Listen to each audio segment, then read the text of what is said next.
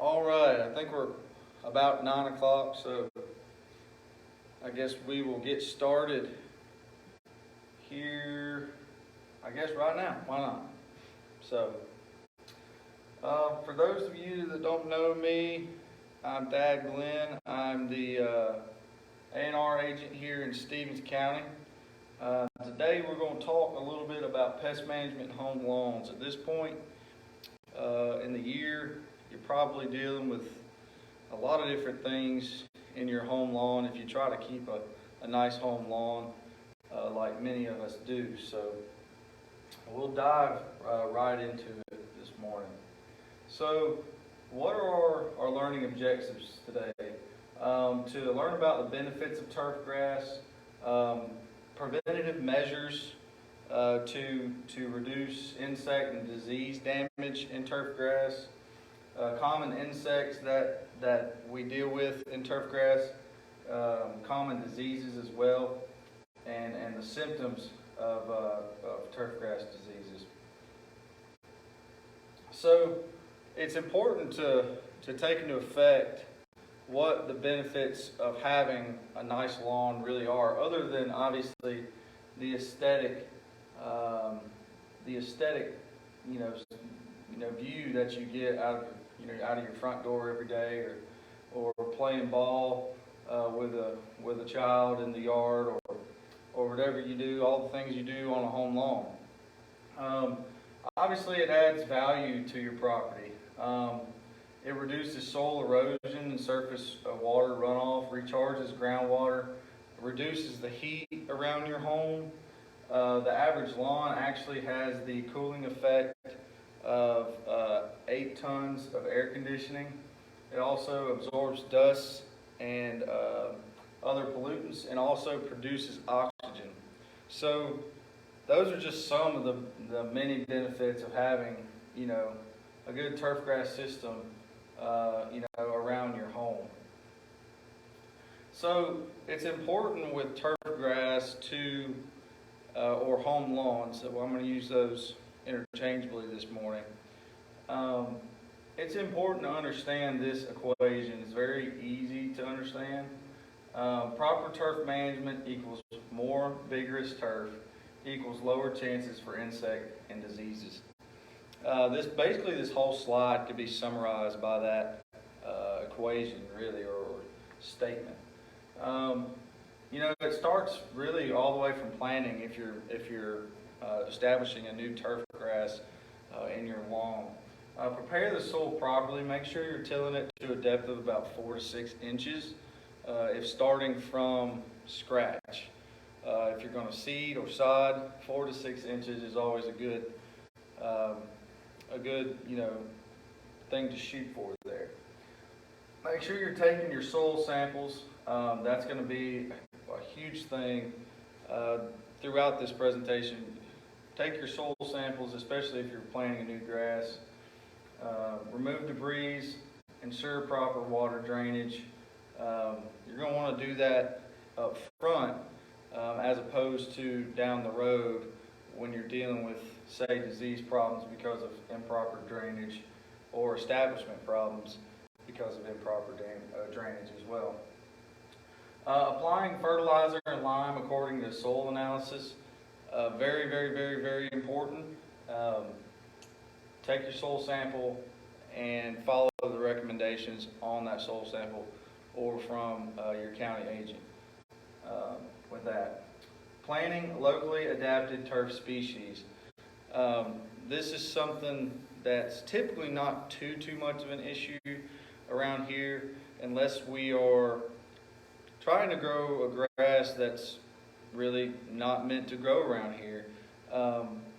One that kind of comes straight to mind would be Seashore Pospalum. You may notice that one from Truist Park in Atlanta, where the Braves play. Beautiful turf grass, however, from my knowledge, they do have a lot of issues keeping disease out of that turf grass, because it's not meant to grow in North Georgia. It's meant to grow down along the coast in Florida. So just keep that in mind when selecting grasses. Make sure it's one that can grow well in your area. Purchase high quality, disease-free seed, sod, or sprigs. Just do your research. Make sure you're buying seed and or sod from a quality, reputable company. Check their reviews, things like that, and make sure that they are reputable. Follow proper irrigation practices. When you're planting grass, you need to make sure it's getting at least an inch of water to 2 inches of water, an inch and a half, or inch to an inch and a half a week. And really through establishment all the way through maintenance. To have a good stand of turf, your limiting factor really ultimately, other than soil nutrients, would be water. So keep that in mind. Mow at recommended height. That's going to have a lot to do with a lot of disease management there, and also just general grass health. Remove excess thatch.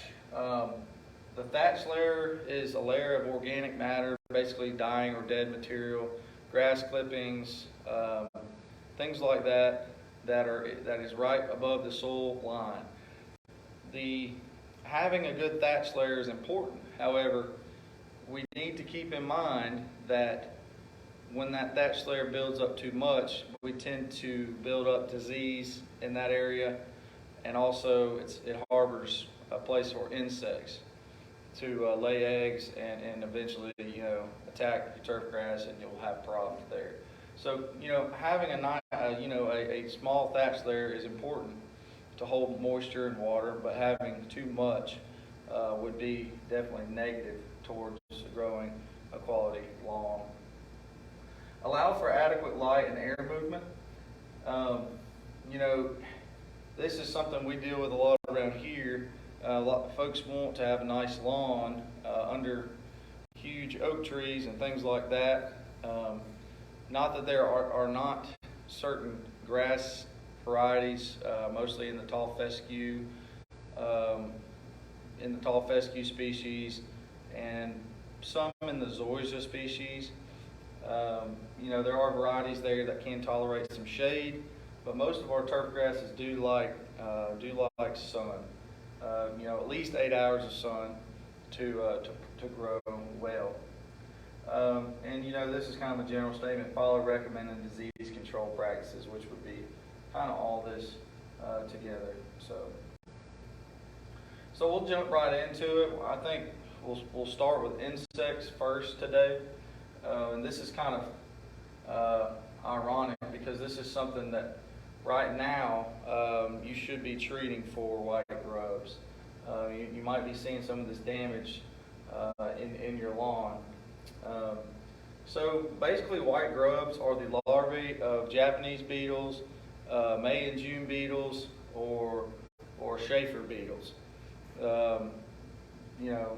Beetles when they first start off, they are this right here. You've probably seen them before when digging, around in a garden or wherever. They feed primarily, exclusively on grass roots. Typical damage of white grubs is basically the yellowing and browning in small yellow patches. It may start, in one area and kind of slowly spread itself out. Typically, the turf will be very loose. You can tug that turf, pull it right out of the ground really easily because it's, the roots of that plant are dead. Monitoring and watching whenever you start to see, a little bit of this occurring. I mean, obviously you don't want to let it get to this size of damage. When you start to see a little bit of browning in the lawn, you can pull back some of that turf, and typically you'll find white grubs like in this picture here. But if you've had grub problems in the past, I would probably just recommend going ahead and treating in June or July of every year. That is when your grubs are the smallest and most easier to control. So that's what I would recommend treating. So that's, on this page, that's kind of what we're talking about here. They're hard to control in the spring, which is most of the time when folks want to, get out and put out weed and feed or fertilizer on their lawn every year. They are there in the spring, but they're really, really big, these white grubs, and they're much harder to control at that point. So applying insecticides in July, I said June, but excuse me, July or August when the grubs are small is important there. Products containing imidacloprid or trichlorofuron, those are going to be probably your best two products for a homeowner situation. Make sure you're following the label instructions. Most of these products do need to be watered down into the soil profile. So either through irrigation or a light rain event. I'd say probably, no more than a half inch of rain expected. I know the weatherman does lie a lot, but most of these products do need to be watered in order for them to be effective. So just keep that in mind when you're spreading them.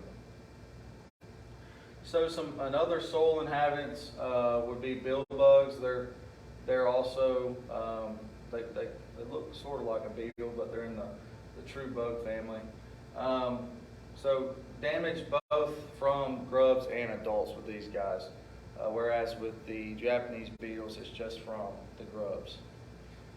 When the infestations are heavy, they're eating mostly grass roots, just like the grubs. There are varieties of turf resistant to bill bug damage out there. Certain Bermuda grasses, I think some of the Zoysia family as well. An insecticide application in late May is about your best bet for larvae control.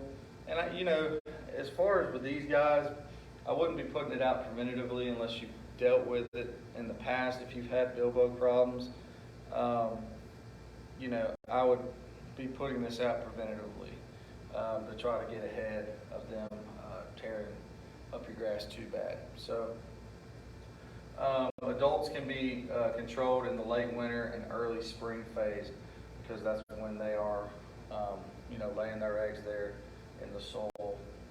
So these guys, not as big of a problem as white grubs. I think white grubs would be probably the number one, one of the number one insects we deal with in turfgrass, but these nonetheless can be as well. Mole crickets. If any of you all are from South Georgia or know anybody in South Georgia, typically these are more of an issue down that way than in Northeast Georgia where we're at. But I felt inclined to put them on here because they are a major pest in turfgrass in Georgia. So they're feeding on plant roots, stems, and leaves, all the above, and they also tunnel under your turf grass and cause issues there as well. Basically, these guys will essentially wipe out your turf grass if left unchecked over time. As you can kind of see here, it's basically a barren, they've left a couple grass patches, but it's mostly barren. So, the name implies mole crickets. They're like a mole. They, burrow and tunnel underground. So, you're going to want to monitor for activity in April and May. For these guys, control would be insecticides in late June. That would be products containing bifenthrin carbaryl or imidacloprid. Every now and then we will see a couple mole crickets around here, but typically not a huge issue in Northeast Georgia. But like I said, I felt inclined to include them. So these guys are an issue up this way. Spittle bugs, I cut my title there on accident, but spittle bugs, and they have that name from this foamy, it's more or less insect spit, I guess, and they use that to protect their young when they lay their eggs. An area associated with heavy thatch is typically when we're dealing with spittle bug problems. You know, when you're walking over that area, it'll feel squishy, kind of like a sponge. You know, if you have a lot of shrubs and other things around your lawn, you know, you'll see a lot of these guys, and you may have more issues in your lawn if you have a ton of different types of shrubs, because these guys like to hang out on them. So just keep that in mind. Insecticide treatments in July. So right now is kind of our spittle bug control time. Just be on the lookout for them. They're pretty easy to identify. They're kind of a black. They have kind of a reddish head, and usually about in 2 yellowish orange lines on their back. So some of the same products by Fenthrin, Cyfluthrin. Mow and irrigate the grass several hours before applying treatment later in the day, because primarily these guys are out in the lawn later in the day, you know, in the late afternoon hours. Chinch bugs, these guys probably would be second or third, maybe in turf grass damage, you know, in this area. A lot of the times our chinch bug damage, for some reason, it's kind of concentrated or starts near pavement. Why that is, I'm not sure. But essentially, you just get patches of brown dead grass. Hot, dry periods are typically when we start to see chinch bug damage. So right now, you know, obviously in July, August, you know, on into September, you know, if you have chinch bugs, it's going to be kind of that time period that we really start to see, you know, that damage. You know, a lot of the times we can mistake this for, you know, drought damage, things like that. But obviously, if you're maintaining your turf, irrigating properly, you know, and you start to see, you know, some of this dying along the edges of pavement, not all the time next to just pavement or a sidewalk, but a lot of the times this is where we see it. So we like to use what we call the flotation technique to see, you know, okay, how many chinch bugs, you know, what's the infestation really like. I like to take a can, just a coffee can, and cut the bottom out of the top and the bottom and the top out, and then just take it and set it down in the grass, press it down firmly into the grass, probably kind of on this edge of this area where, you know, you have live grass and then some of this stuff that's more obviously dead, and come right in here in this area and stick that can down in the grass, and then I'm gonna fill it up with a water hose or, you know, a pitcher or whatever to the top, and that'll obviously make the chinch bugs come to the surface. And if you have about 20 to 25 per square foot, that's kind of our threshold that, you know, we need to be treating as soon as possible. Honestly, if you have even, you know, 10 to 15, I'm probably going to go ahead and treat preventatively, because they are in fact there. But this is kind of our max kind of damage. You know, if you have that, it's like essential. You get it on quick. So just our common lawn insecticides by Fenthrin, Cyfluthrin, Carbaryl, all those are effective products on chinch bugs. But just making sure we get ahead of it. Pay attention when you're dealing with these guys, because they can wipe you out pretty quick. So, armyworms. This is something, obviously, if any of y'all deal with pastures in any way, or know people who have pastures, this is something we're paying attention to right now very, very heavily. as long as we keep getting good rains, typically armyworms kind of will stay at bay. The hotter and drier we get, the worse they will be. You know, it's no secret armyworms are in fact like an army. If they come in, they will move over the lawn very, very quickly and feed on that foliage and eat it to the ground. Most of the time, the grass can recover from this over time. However, it's going to look like it's going to look pretty barren for a while. And long-term damage from this is, if the grass is eaten all the way down to the ground, the chances of that grass surviving and persisting, because it can't photosynthesize, it can't take in sunlight and make sugars for the roots. So just keep that in mind. Watch out for these guys during really hot and dry periods, really this time of the year in general. Your common insecticides that we've been speaking about, bifenthrin, carbaryl, any of your pyrethroid insecticides will take care of these guys. But if you see any of these in your lawn, sod webworms, armyworms, if there's 10 to 15 in a square yard, you need to be treated. And the same goes in pasture situations, because it's only a matter of time before they really explode. So we'll transition over to turf diseases. I would probably say, other than abiotic problems, meaning soil fertility issues, improper irrigation, improper mowing, all those good things that no one wants to tell, you don't want to tell people.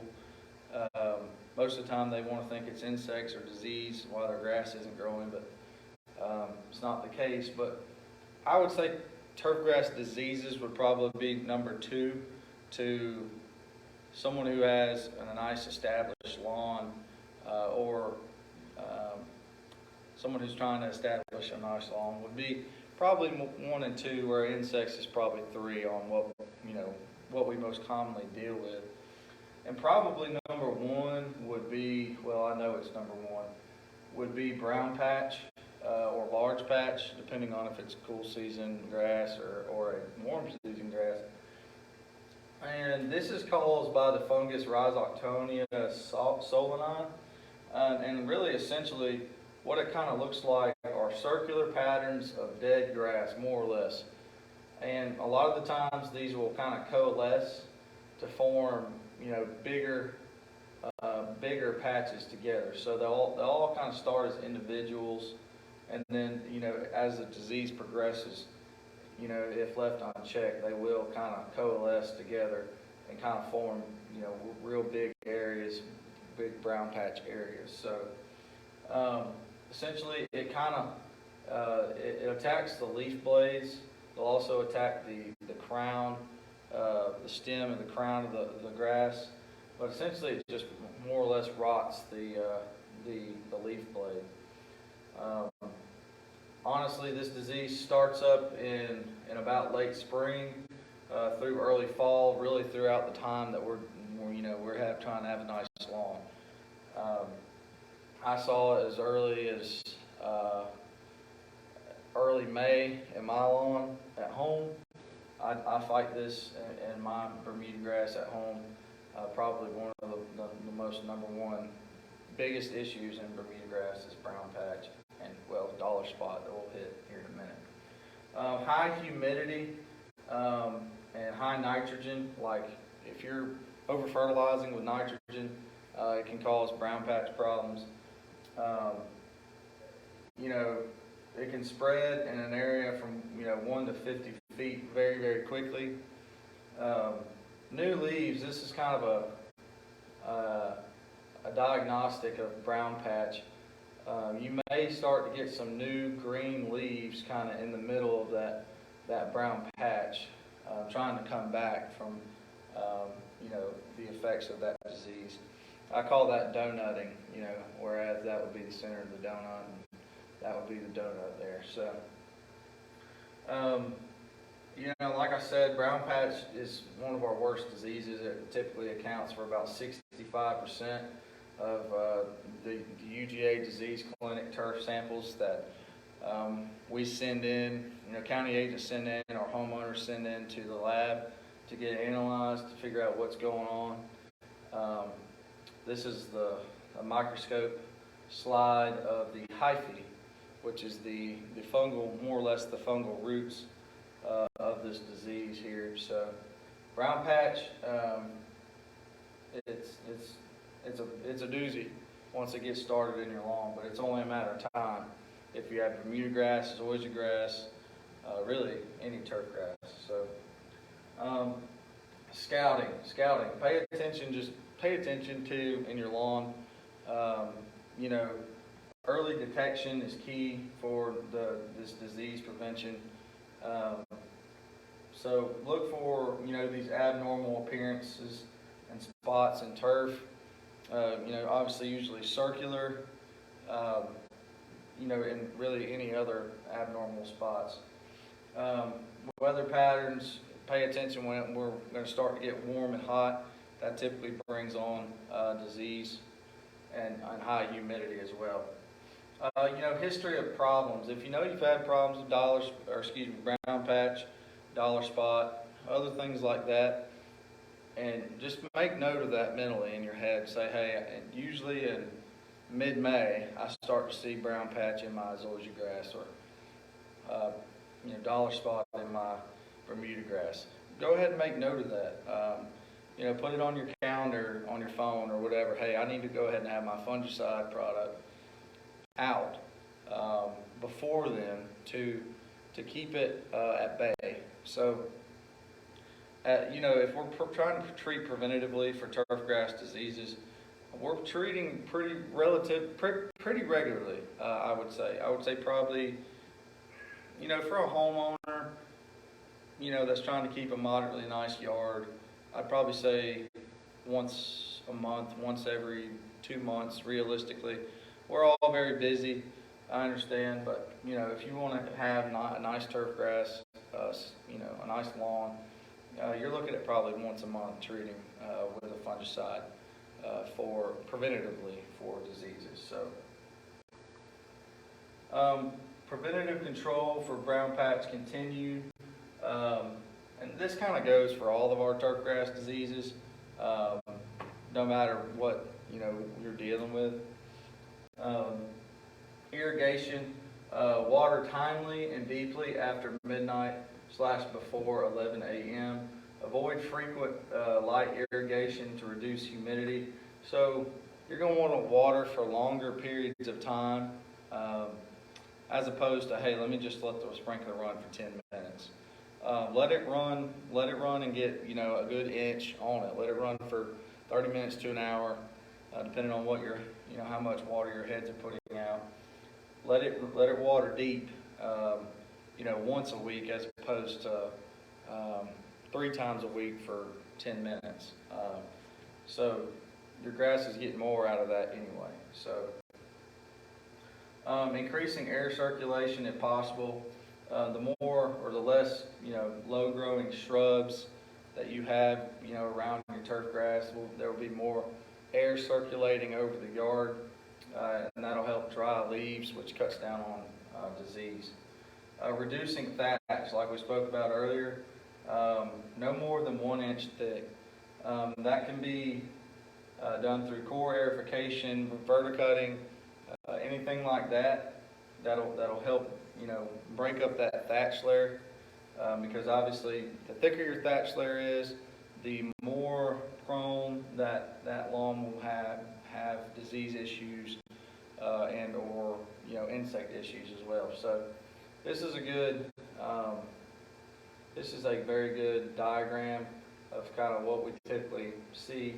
Obviously your grass here, your clippings on top there, and your clippings are what kind of start to deteriorate and kind of make your thatch layer there. So you're going to want to try to bust bust that up through core aerification, things like that. I like to say at least, if you can, once a year. You can rent these machines for, $50, $75 for a day. So they're not, overly expensive. So chemical control, if all these other measures, these preventative measures have, failed you, and I say failed you, but you can do everything right and still have brown patch, just because it's just something we deal with a lot in turfgrass.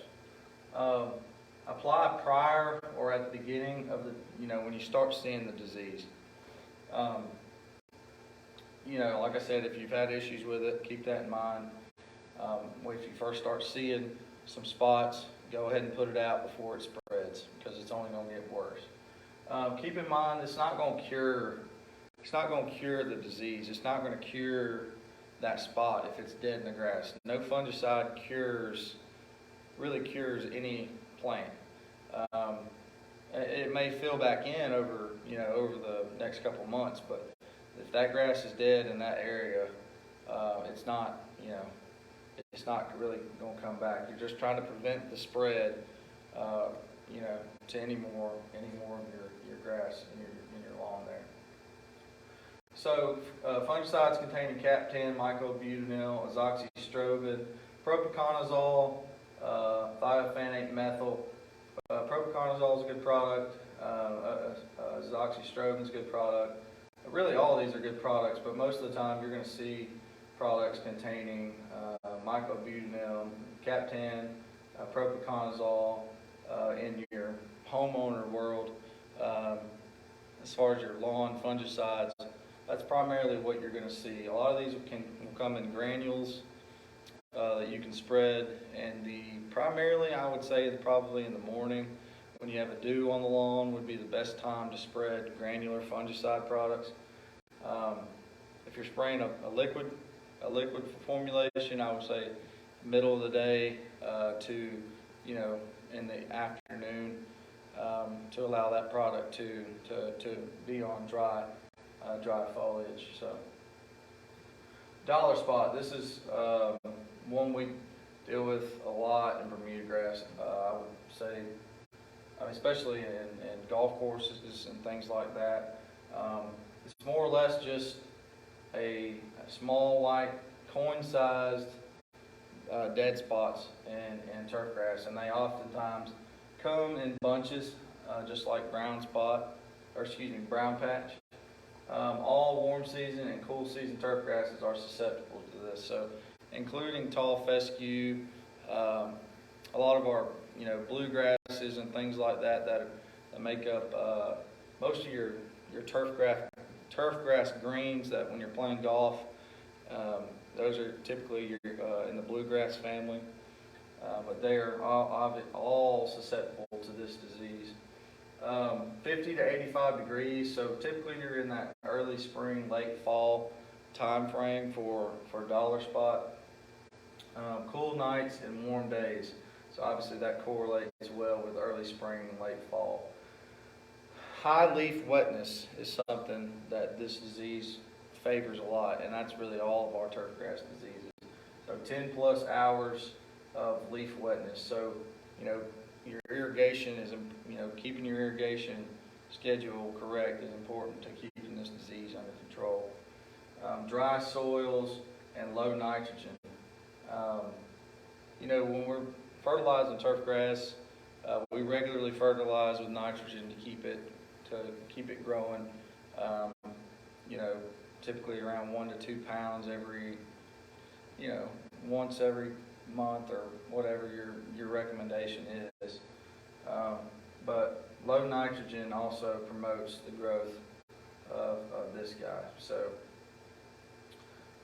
same preventative measures as brown patch, keep those in mind for all of our turfgrass diseases. So Pythium Root Rot and Pythium Blight. This typically more or less looks like a wet, water-soaked appearance in the grass, almost like and it can have some, white hyphae in the grass as well. It'll start in one area and it'll slowly spread from that center area. White, like a white cottony look to it, and it'll look oily, kind of oily and wet, in that center. Controlling these are most of the time preventatively. If we have our irrigation if we're overwatering or have drainage issues in a lawn, this is typically when we see these guys, because these are associated with water, and really all in all crops. Any of our Pythium Root Rots or Pythium blights are associated with too much water in the system. So minimizing the amount of shade, improving drainage, reducing soil compaction. There are some fungicides that work on this as well, but I would focus on improving the drainage first and correcting your overwatering, because typically that's associated with this. Azoxystrobin, chlorinum, phosphorus acid. We're a little bit more limited on fungicides when it comes to these, so focus on those preventative measures first. Fading and melting out. These are typically associated with Curvularia and Helminthosporium species. These are common thatch and soil inhabitants. Most of the time they can get confused with brown patch or dollar spot, things like that. So these guys are typically associated when potassium is low in your soil. So that goes back to your soil sampling. If you have a lawn now and you're trying to promote it, and you haven't taken a soil sample over the past couple of years, I would recommend taking one. When you cut turf grass, or really any grass in general, even when you're cutting hay for livestock production, when you remove grass and foliage from a grass, you're taking a large percentage of the potassium that plant took up from the soil.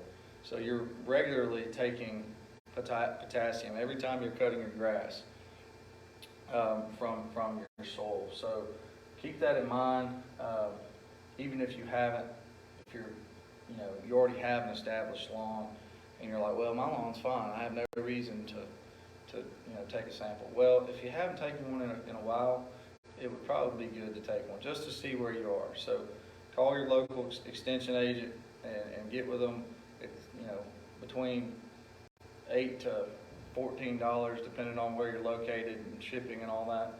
And it's worth avoiding a lot of these issues that we've talked about today. So causes of the disease, a lot of the same things: high temperature, drought stress, low aeration, low light intensity, excessive nitrogen. Hitting that sweet spot with our nitrogen, staying between 1 to 2 pounds when we apply per 1,000 square foot is important. Myclobutanil, PCMB, or thiophanate methyl. Those are some of your common fungicides to use to control control fading and melting out in your turf grass. So that was kind of a quick rundown of all of our insects, or most of our insects around that we deal with, in Georgia, and most of our most common diseases that we deal with in northeast Georgia. So with that, I will wrap it up. And if you have any questions, feel free to contact me. There's my contact info, tglenn93@uga.edu, or our office number there, 706-779-5501. And if you put anything in the chat, I'll try to see if I can answer it there, or send us a message on Facebook, and we'll be happy to answer it on there as well. So thank y'all for being here today, and I hope you learned a few things.